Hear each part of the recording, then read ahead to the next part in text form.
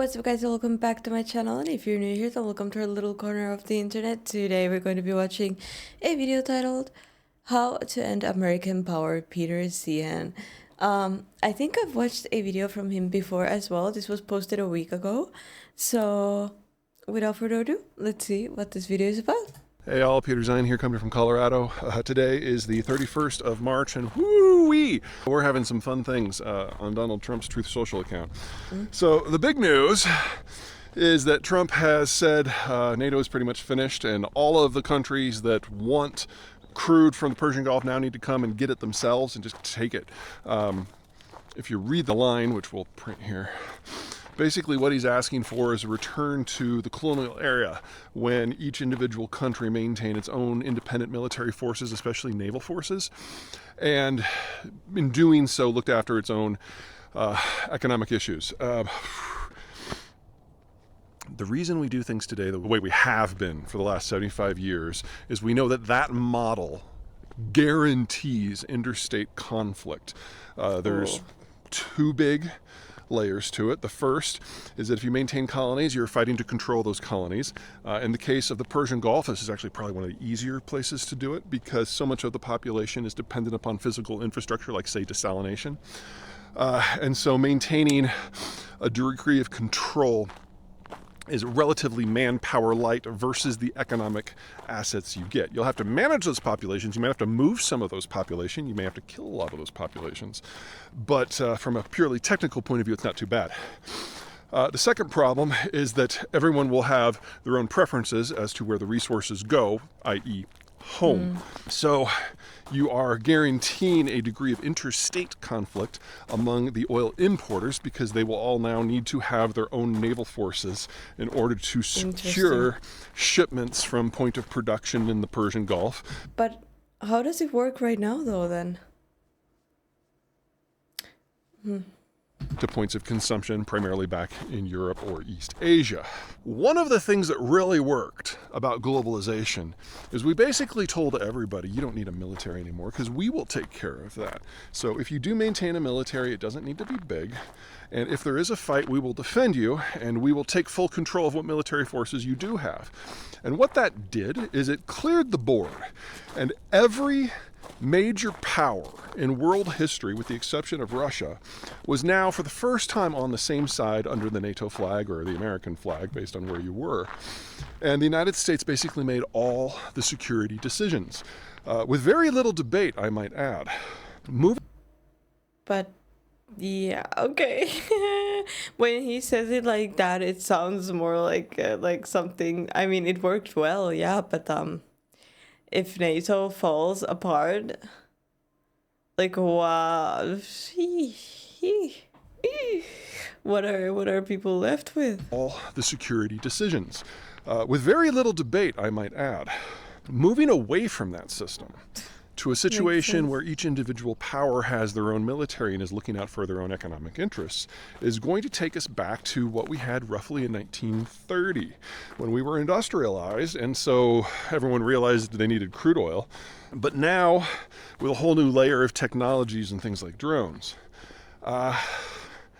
it's difficult to overstate how much of a tidal shift this is. Because American military power for the last 75 years has been based on the concept we're the sole decision maker and we're the sole arbiter, and what we say goes.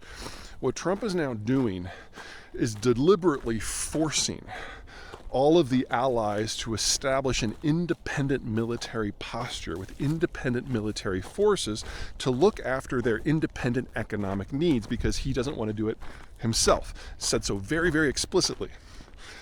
In that world, we will have taken every major power in world history that still exists today and forced them to move away from the American umbrella and to set up their own independent system. And no matter what version the future holds, we are never going to see eye to eye with all of them in that sort of scenario. Part of what made globalization work, part of what made the American alliance system work, is we removed the military side of the equation from their thinking so they could focus entirely on the economic. And if you want to undo that deal, that's, there's a conversation to be had there. But abrogating in this way, and basically Oh, the mic. This sounds like a lot of conflict. To me, it sounds like a problem. I don't know.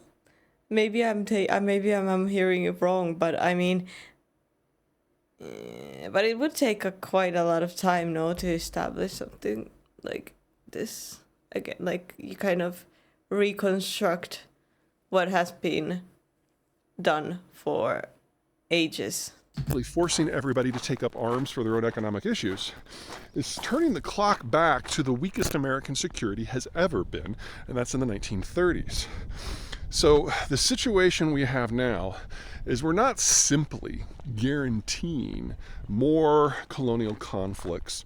We're not simply guaranteeing more interstate conflicts. We're guaranteeing the fastest reduction in American strategic power in our lifetimes, and arguably in the history of the Republic. Because while the US military may be first and foremost in the world, especially when it comes to the Navy, deliberately ending the basing agreements, deliberately fostering, demanding competition is going to land us in a world of hurt 10, 20, 30, 40, 50 years from now. And we're only now in the early second year of this administration. There is a lot of time to make this Truth Social post, which Trump deeply believes is the right thing. There's a lot of time to make it stick. And if you look at what has happened in the last year, with Donald Trump threatening invasion of NATO allies because he couldn't get a chunk of ice, I'm concerned that we're already well past the point of no return. And we're now in a situation where the US military has to figure out how to close down its entire constellation of bases on a global basis and start building contingency plans for fights with all of the countries that have been on our side for the last 75 years. Oh. At a minimum, best case scenario, none of those fights happen, but it still means a massive reduction in America's military global footprint and its ability to project power beyond the Western Hemisphere. So we are at the beginning of the greatest collapse in strategic power that I have seen in my life. The only similar situation that comes even remotely close would be the Soviet collapse at the end of the Cold War. But if you look at the Soviet Empire at that time, it was not near. I don't know how I feel about this. I don't know if it's, I think when decisions are made, they do think of all of these aspects, no? You would think. And how this is painted, it doesn't sound like very good. Help. I don't know. Early as global as what the United States has now. Most of their retreats were far closer to home. Say the loss of Central Europe, for example. We're looking here at the United States becoming unwelcome, not just in the Middle East, but in Europe and probably in East Asia. And we're actively pushing to create strategic competitors for a generation or two from now. That is quite possibly the most fucking stupid thing that we could do. And yet here we are.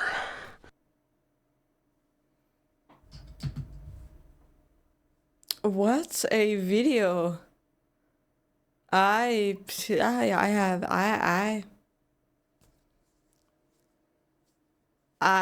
don't know enough to be like everything that he says is exactly like he says, because I haven't really been watching the news lately, as you can probably imagine if you know me.